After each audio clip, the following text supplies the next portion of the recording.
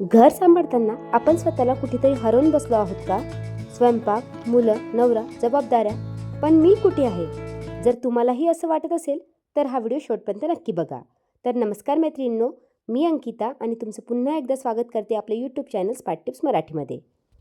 आजच्या व्हिडिओमध्ये मी तुमच्यासोबत घर सांभाळताना स्वतःला कसं जपायचं, स्वतःच्या आवडीनिवडी कशा जपायच्या, याबद्दल काही छोट्या छोट्या सवयी शेअर करणार आहे. प्रत्येकालाच माहिती आहे की घर सांभाळणं म्हणजे फक्त काम नाही, ती एक जबाबदारी आहे, प्रेम आहे, त्याग आहे. पण या सगळ्यात आपण स्वतःची स्वप्न, आवडी, ओळख विसरत नाही ना, याची देखील आपल्याला काळजी घ्यायला हवी. तर त्यासाठी अगदी छोट्या छोट्या सवयी जर आपण लावल्या तर आपलं रोजचं काम देखील जबाबदारीने पूर्ण होईल. या व्यतिरिक्त स्वतःला वेळ देखील मिळेल. चला तर मग व्हिडिओला सुरुवात करूया.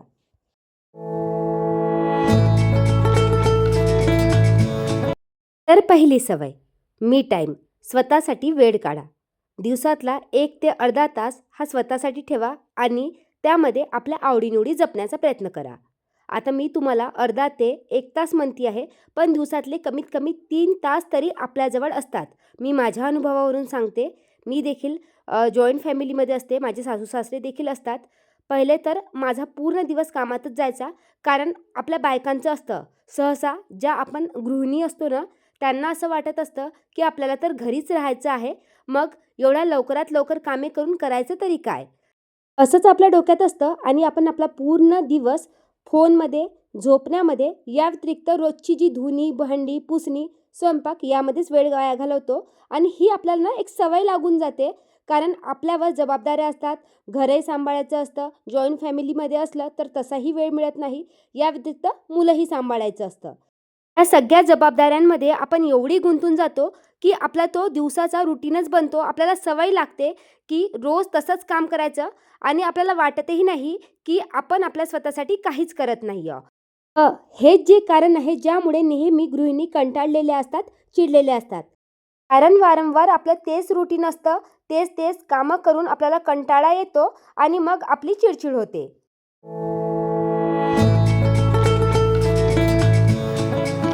तर हा चिडचिडपणा जर आपल्याला दूर करायचा असेल तर काहीतरी नवीन शिकण्याचा प्रयत्न करायचा. आता सुरुवात कुठून करायची हेच बरेच जणांना कळत नाही. त्यासाठी मी म्हणेल की एक डायरी घ्या आणि पेन घ्या आणि लिहायला सुरुवात करा की तुम्हाला कुठल्या गोष्टीमध्ये आवड आहे. जसं बरेच जणांना डान्स करायला आवडतं, गाणं म्हणायला आवडतं, पिक्चर बघायला आवडतं, पुस्तक वाचायला आवडतं, पण बरेचदा आपल्याला यासाठी देखील वेळ नसतो. मग आपल्याला एक दिवसाचा टायमिंग ठरवायचा आणि त्यामध्ये आपल्या आवडीनिवडी जपायचा. जसं मला ना स्पोकन इंग्लिशचे पुस्तक वाचायला खूप आवडतं. पहिले मी खूप वाचायचे जेव्हा आम्ही दोघंच असायचो, कारण जबाबदाऱ्याच नव्हत्या, निया देखील नव्हती. पण हल्ली वेळच मिळत नाही. मग मी विचार केला की दिवसाचा 11:30 ते 12:30चा टाईम मी त्यासाठी ठरवलेला आहे. या वेळेत आमच्या घरात अगदी शांतता असते. सासू-सासरे फिरायला गेलेले असतात आणि माझी मुलगी शाळेत गेलेली असते. हा माझ्यासाठी बेस्ट टाईम असतो आणि या वेळेत जर मी काम करत बसले ना, तर माझं जे बुकचं काम आहे ते अडून जाईल. जसं आपली भांडी असतात किंवा धुणी असतात, हे काम नंतरही होऊ शकतं. आणि बघा, तुम्ही नेहमी बघितलं असेल, घरातली कितीही कामं केली तरी कोणीही अप्रिशिएट करत नाही. मी म्हणत नाही की घरातलं काम महत्त्वाचं नसतं, ते महत्त्वाचं असतं. त्यातलं स्वयंपाकाचं काम मला खूप महत्त्वाचं वाटतं, कारण घरातले सगळेजण त्या कामामुळे अडून जातात. त्यामुळे त्या कामाला मी नेहमी प्राधान्य देते. पण बरेचदा असं होतं ना की आपल्या आवडीनिवडी जपाव्याशा वाटतात. जसं नवरोबांना मला काल टिफिन द्यायचा नव्हता. तुम्ही व्हिडिओ स्टार्टिंगला बघितलं की मी कढी राईस बनवलं होतं आणि मग विचार केला की नवरोबांना टिफिन द्यायचा नाही आहे, तर सकाळी मी पोळी भाजीचा हेवी नाश्ता केला होता आणि दुपारी माझं बुक्सचं काम कंप्लीट झाल्यानंतर मी भांडे देखील इव्हन वॉश करायचे ठेवून दिले होते. या 1:30 वाजता येते, त्याच्या 1 तासाआधी मी कढी राईस देखील बनवला, भांडे वॉश करून घेतले, ओटा पुसून घेतला आणि भांडी देखील त्याचबरोबर पुसून लावून घेतली. जर का मी ते काम करत बसले असते ना, तर माझी आवड मला बाजूला ठेवावी लागली असती आणि असंच आपण नेहमी म्हणतो, मला हे पुस्तक वाचायचं आहे, मला हा डान्स शिकायचा आहे, मला हा क्लास लावायचा आहे. असं आपण फक्त म्हणत राहतो आणि घरातल्या जबाबदाऱ्यामधूनच आपल्याला फुरसत मिळत नाही आणि दिवस कसे निघून जातात हे देखील आपल्याला कळत नाही.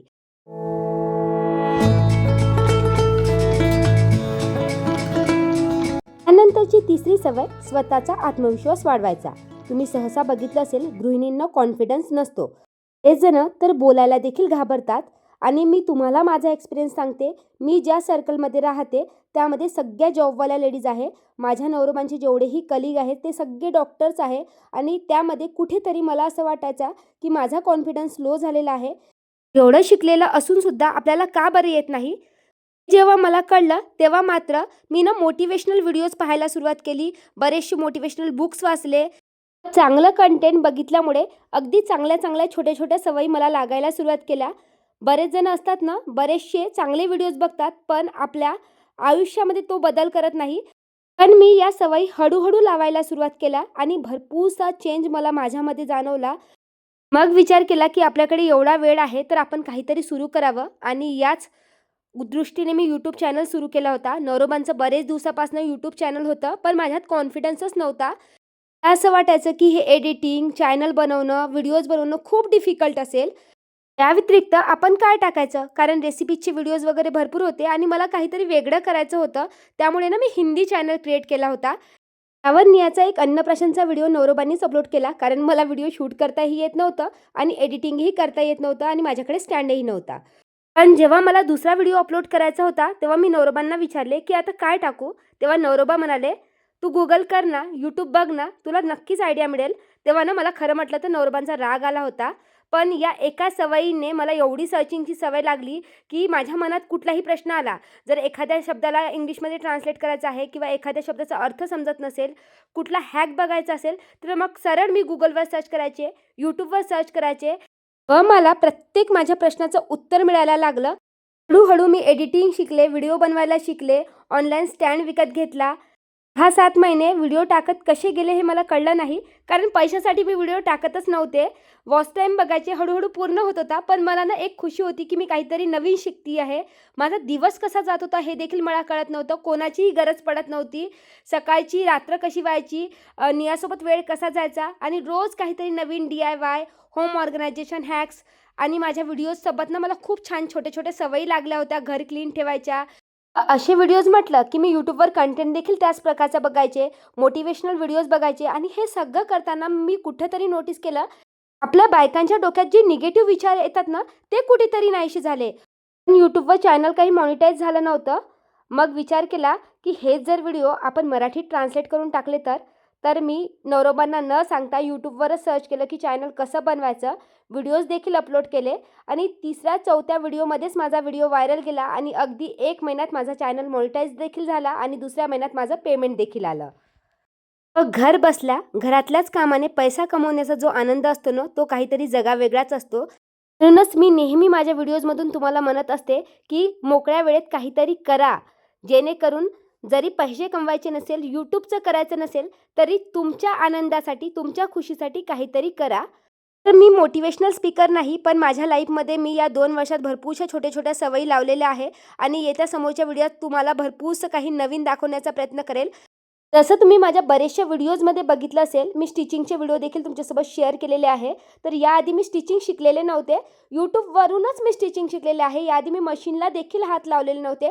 डायरेक्टली मशीन घेतली, यूट्यूबवरून व्हिडिओ सर्च केले आणि शिकायला सुरुवात केली. या जगातनं कुठलीही गोष्ट इम्पॉसिबल नाही आहे. फक्त तुम्ही शिकण्याचा प्रयत्न करा. पहिल्यांदा कदाचित अपयशही येऊ शकतं, पण प्रॅक्टिसने सगळं काही पॉसिबल आहे. करता त्या गोष्टीची तुम्हाला एवढी प्रॅक्टिस होईल की तुम्ही त्यामध्ये कधी परफेक्ट बनून जाल हे देखील तुम्हाला कळणार नाही आणि तो जो आनंद असतो ना, तो खरंच काहीतरी जगावेगळा असतो. तर मी एका पुस्तकात वाचले होते की रोजचा जर आपण 1% जरी चांगला बदल करायला सुरुवात केली ना, तर वर्षाच्या शेवटी जवळजवळ 70 ते 80% आपल्या आयुष्यामध्ये चांगले बदल झालेले असतात. आणि रोजचा जर आपण 1% खराब बदल करायला सुरुवात केली ना, तर वर्षाच्या शेवटी आपण 0 झालेलो असेल. त्यामुळे नेहमी रोजची एक छोटी सवय लावायला सुरुवात करा. एका वेळेस सगळं करणं पॉसिबल नाही, पण वर्षाच्या शेवटी एवढा चेंज झालेला असेल ना की तुम्ही त्या वस्तूमध्ये परफेक्ट झालेला असाल. त्यामुळे आजपासूनच आपल्या आयुष्यामध्ये चांगल्या सवयी लावण्याचा प्रयत्न करा. यानंतरची 4थी सवय, स्वतःच्या आरोग्याकडे लक्ष द्या. ही आपल्या आयुष्यातली खूप महत्त्वाची सवय आहे. मला तरी वाटते की प्रत्येक गृहिणीने लावायला हवी. कारण आपण घरातल्या प्रत्येकांची काळजी घेतो, पण स्वतःकडे मात्र दुर्लक्ष करतो. आपल्याला माहिती असते की आपल्याला हे आवडतं, तरी देखील आपण स्वतःसाठी जेव्हा करायची वेळ असते ना, त्या कामाला कंटाळा करतो. तर आज मी ठरवून ठेवलं होतं की आपलं पायाची पेडिक्युअर करायची आहे. तर मार्केटमध्ये गेलं, पार्लरमध्ये गेलं तर भरपूर पैसे लागतात आणि घरी करणं खूप सोपं आहे. मी तुम्हाला अगदी सोपी पद्धत सांगते. एका पातेल्यामध्ये गरम पाणी घ्यायचं आहे, मीन्स थोडंसं लुकवॉर्म वॉटर. त्यामध्ये मी थोडासा शॅम्पू, त्याचबरोबर बेकिंग सोडा आणि लिंबू ॲड केला.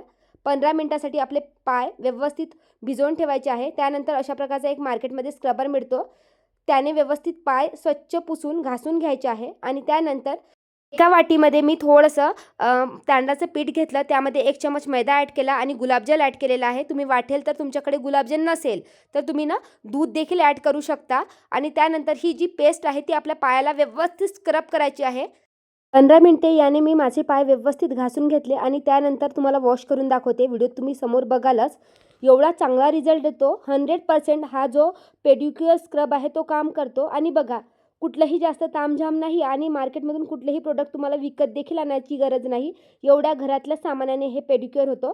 फक्त आपल्याला अर्धा तास द्यावा लागतो स्वतःसाठी, तर आपण दिवसातला अर्धा तास काढूच शकतो. आपण आपल्या चेहऱ्याकडे लक्ष देतो, आपले हात वारंवार वॉश करतो, पण सहसा आपल्या पायाकडे दुर्लक्ष होतं. त्यामुळे 15 दिवसातनं एकदा तरी आपण ही छोटीशी स्टेप फॉलो करू शकतोच. हा सगळा तामझाम सहसा मी बाथरूममध्ये करते, पण आज व्हिडिओमध्ये दाखवायचं होतं म्हणून बेडरूममध्ये शूट केलेलं आहे. आणि याचा रिझल्ट तुम्ही बघालच. एवढे सुंदर पाय होतात ना, जेवढं काही पायावर मळ वगैरे बसलेलं असतं, बरेचदा आपले पाय ड्राय झालेले असतात, ते सगळं निघून जातं. त्यानंतर आपले जे पाय असतात ते कोरडे करून घ्यायचे आहे एखाद्या कापडाच्या मदतीने. आणि एखादं चांगलं असं मॉइश्चरायझर, नाही तर तुमच्याकडे जर ॲलोवेरा जेल असेल ते देखील तुम्ही या पायांना लावू शकता, जेणेकरून ते मॉइश्चराइज राहील आणि एकदम मुलायम बनतील. बघा रिझल्ट किती अमेझिंग आहे ना. मी तुम्हाला पाय पुसल्यानंतर दाखवते. मी बाथरूममध्ये व्यवस्थित पाय स्वच्छ धुवून आलेले आहे. कुठलीही एडिटिंग नाही आहे, जसं व्हिडिओमध्ये दिसते आहेत तसेच पाय आहेत. आणि तुम्ही स्टार्टिंगला माझ्या पायाची हालत बघितली किती खराब झालेली आहे.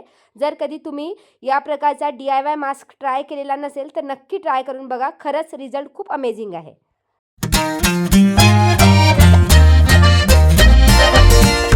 व्हिडिओच्या शेवटी एक लाईन म्हणावीशी वाटते, जी मी एका यूट्यूब व्हिडिओमध्येच मोटिवेशनल व्हिडिओमध्ये ऐकली होती आणि माझ्या डायरीमध्ये लिहून ठेवली होती. तुमचं जीवन तुम्ही किती चांगले आहे यात वाया घालवू नका. ज्याला तुमच्याबद्दल वाईट बोलायचं आहे तो वाईटच बोलणार. एक गोष्ट कधीही विसरू नका, हा जन्म पुन्हा नाही, हे वय पुन्हा नाही आणि हे वेळ पुन्हा नाही. त्यामुळे लगेच कामाला लागा. जर तुम्हाला आयुष्यात आनंदी राहायचं असेल, काहीतरी मिळवायचं असेल, कॉन्फिडन्स वाढवायचं असेल आणि हे सगळं करून जर का आपल्याला पैसा मिळत असेल, तर आपल्या आयुष्यात हा बदल प्रत्येक गृहिणीने नक्कीच करायला पाहिजे. तर आय होप मैत्रिणींनो, तुम्हाला आजचा व्हिडिओ देखील युजफुल वाटला असेल. व्हिडिओ आवडला असेल तर नेहमीप्रमाणे व्हिडिओला लाईक करा. तुम्हाला हा व्हिडिओ कसा वाटला कमेंट करून नक्की सांगा, जेणेकरून मलाही भरपूर मोटिवेशन मिळेल. व जर का तुम्ही माझ्या चॅनलवर नवीन असाल तर चॅनलला देखील सबस्क्राईब करा. चला तर भेटूया अशाच एका नवीन व्हिडिओमध्ये. तोपर्यंत बाय बाय.